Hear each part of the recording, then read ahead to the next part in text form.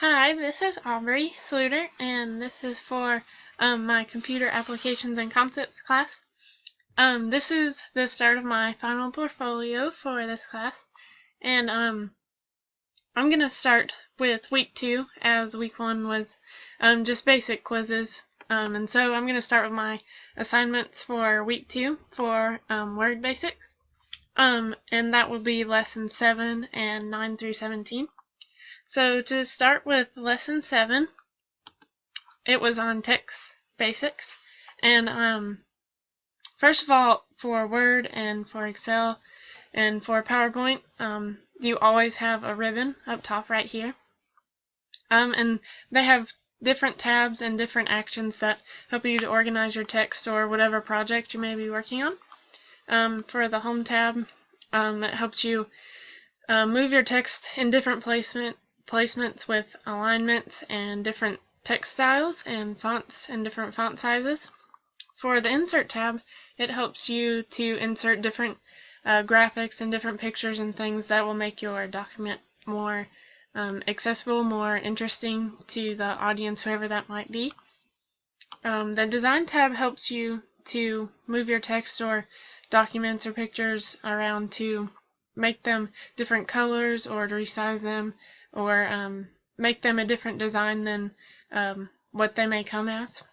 For the Page Layout, this helps you to move your text around and help it to be centered and help the margins to be in places that you want them to be, just to make your overall page look cleaner and nicer. For References, this is basically for how you want your page laid out, in what style, and inserting resources with footnotes and things like that. For mailings, I didn't work with this as much, but if you were making a document to possibly send in the mail, that would be helpful. For the Review tab, this helps you work with your document after you're done to review things, to look back at them, to make sure your document or whatever you're working on is to your liking. It helps you with spelling, make sure those little errors are out. And for the View tab, this helps you see an overall view of your document however you may want. And down here there are different ways of seeing your document, zooming it in and out, different viewpoints like a web page. That helps you see it as it would be if it was part of the web. But for my text basics, this is my document, and just working with different text basics up here with the ribbon was the first assignment.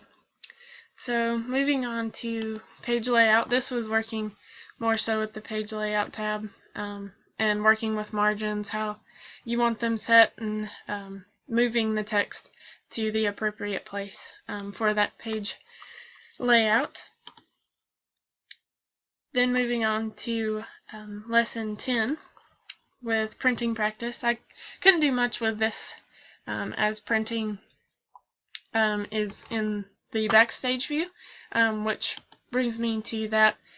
Here you can do more options, like opening a new document page, a blank one, or there's different templates that you can use. For the open, you can open more documents that you've already saved, and save as helps you open previous documents or save the one that you're working on at the moment. Print is relevant for this lesson, just printing and using your printer to print out the documents or different pages, however you may want that.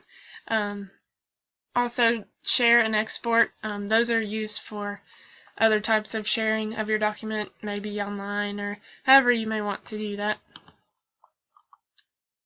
Moving on to lesson 11, which is indents and tabs.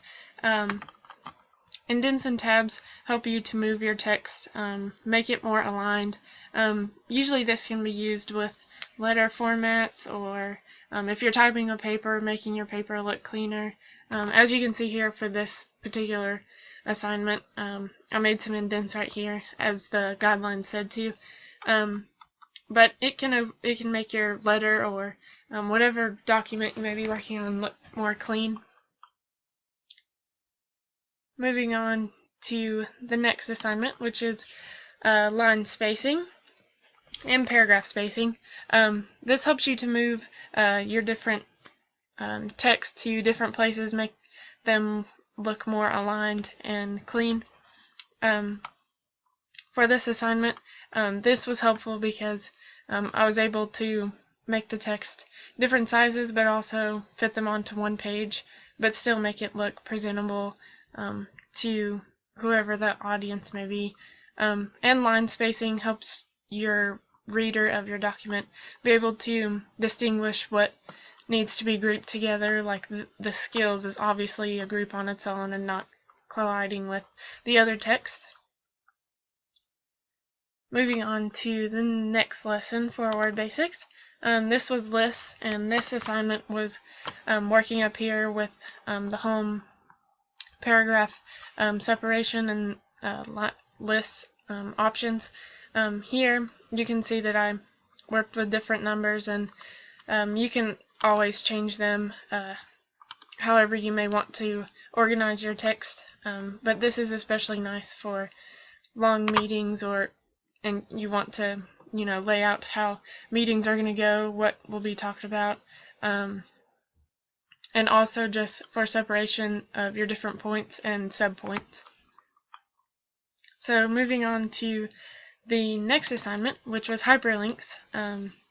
This is very helpful for online sending of documents. If you're sending, say, this assignment, your receiver of your document, all they'd have to do is come down here and click on these hyperlinks, and they take you right to the website, rather than having to copy this into the address of an online page and having to go through all those extra steps. When here using hyperlinks, you're able to click on the web address and it'd take you right to the web page. Moving on to breaks. Breaks are very helpful when you're wanting to, again, organize your text to look cleaner and better. If you had a bunch of text on a page, say this part was up here under this text, and you want to separate them on pages to make it look cleaner, you can do that. And here you can see that this looks a lot nicer separated from this text. So that's breaks, and that always helps to make your documents look more clean and organized. Moving on to the next assignment, which was columns. This is very helpful for, again, separating your text into certain groups to make it more organized for your reader. Here, if this top line was under take care of Linnet needs, under this column you could make a column break and then make a separate column to where your text was in the correct place, and it was obvious to the reader what information you're wanting to separate together because they're more relevant together.